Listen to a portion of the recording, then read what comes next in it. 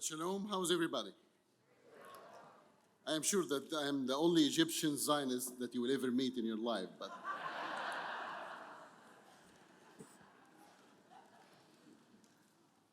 my name is Majed El Shafie. I was born in February 17, 1977, which is mean I'm still young and handsome. Thank you very much indeed. I appreciate all your hard work. I was born from a wonderful Muslim family back home in Egypt. Most of my family worked in the legal career. What I mean worked in the legal career, my father was a lawyer, my brother was a lawyer, my uncle was judge in the Egyptian Supreme Court. When you're born from a family like this, you found a huge big library in your bedroom full of books about human rights, freedom, and justice. I believed in every and each one of these books. After I finished my high school, I went to the law school in Alexandria to become a lawyer like the rest of my family. But in the first year, the persecution that I witnessed that happening to the Christian minority shocked me to the core. In Egypt, for example, there is, as we are talking right now in this beautiful church, you cannot build churches in Egypt. It's against the law. It's against al-Khatt al-Hamayuni law. It's a law in Egypt that you cannot build churches. You can build bar, discotheque, but not church. In Egypt, for example, there is 6,000 to 7,000 activists. They are in prison, right? Christian activists. They are in prison right now, just because they are Christians, not because any another reason. Egypt originally was a Christian country until the 7th century. A man from the Muslim belief, he entered Egypt by the name of Umar ibn al-As. He entered Egypt by force, and he forced the Christians to convert from Islam to Christianity.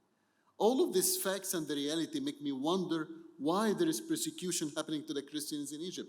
As a Muslim young man, I start to ask the questions. You have to understand that they don't persecute us. They persecute Christ in us. You have to understand, you don't persecute somebody unless you are scared from the truth that they carry. Let me put it by this way, I live in downtown Toronto. Jehovah's Witnesses used to come knocking on my door every Saturday. They used to.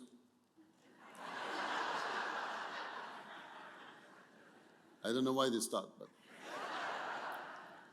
I smile in their faces. I tell them, come in, let's have a cup of coffee together. And once they come in, I lock the door, they can't leave, but that's not the point.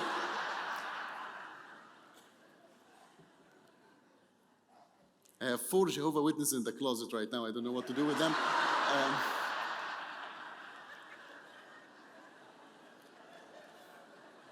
It's an Egyptian humor. You don't have to call 911 yet, but they don't persecute us. They persecute Christ in us. After that, I went to my best friend Tamer. My time is very limited here, so I will just have to run in the testimony. But after that, I went to my best friend Tamer. Tamer was Christian, I was a Muslim. And I started to ask the question, and Tamer, he said, Majid, I will give you a book. If you are really seeking the truth, you found the truth in this book. This book wasn't only about rules and the regulations, but it's also about sacrifice, forgiveness, and grace. We call it the Holy Bible. And first time I opened the Holy Bible was John 8, and in John 8, they brought a lady, commit adultery, throw her in front of the Lord and told him, listen, if you are really Son of God, judge this lady according to the law of Moses. According to the law of Moses, this lady should deserve to be stoned to death. The Lord started to write down in the sand by his finger. They repeated the question again. He looked at all of them. He told them, who without sin cast her the first stone? Now think about it. The only one who can really cast her the first stone is Christ himself, because he is the only one who have no sin. But he didn't. He looked at her and he told her, go, sin no more, I forgive you. People of God, the difference between Islam and Christianity in one sentence, that in Islam, the God of Islam sent his people to die for him, but in Christianity, our God came to die for us.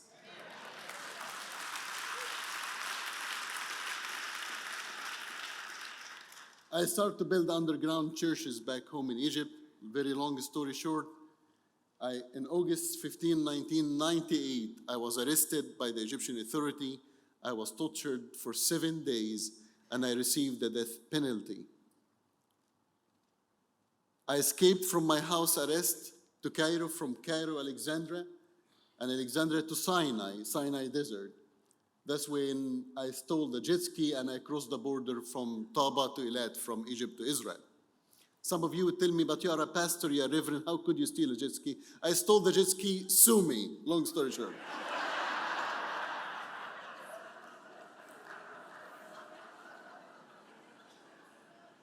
And it's very easy to steal a jet ski because the only thing under that, no, I'm not telling you. Anyway,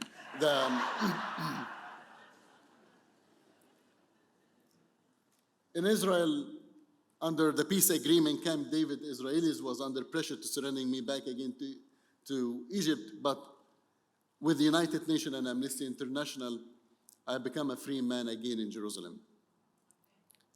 For years, they teach me how to hate Israel. For years in the news, in the school, neighbors, they teach me how to hate Israel. It was easier to hate Israel than to love Israel. But I'm here to tell you that today, I'm standing in front of you as the founder and president of One Free World International, and one of our mandate is to fight anti-Semitism and to support Israel and to defend our Holy Land.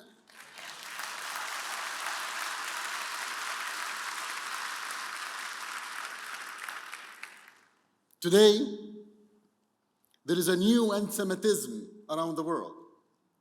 And the new anti-Semitism is wearing a mask. It's not about Jewish people anymore, it's about Israel because it's more politically correct. Today, attacking Israel is much easier. And I'm not telling you here that Israel is perfect or the Jewish people is perfect. No, they're human beings like me and you. You can criticize Israel as you wish. In a matter of fact, I lived in Israel, and there is nobody criticizes Israel more than the Israelis. You can criticize Israel as you wish, but you cannot take from Israel two main foundations: Israel's right to exist and Israel's right to defend itself.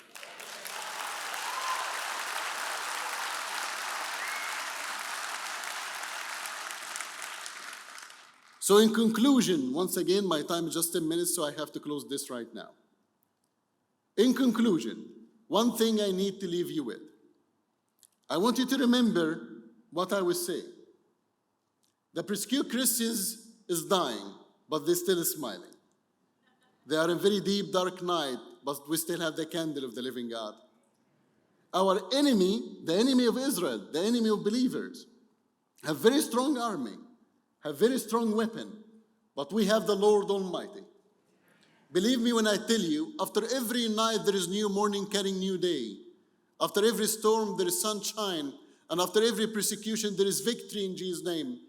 Believe me when I tell you, they can kill the believers, but no one can kill the belief of our hearts. They can kill the dreamer, but no one can kill the dream. Thank you and God bless.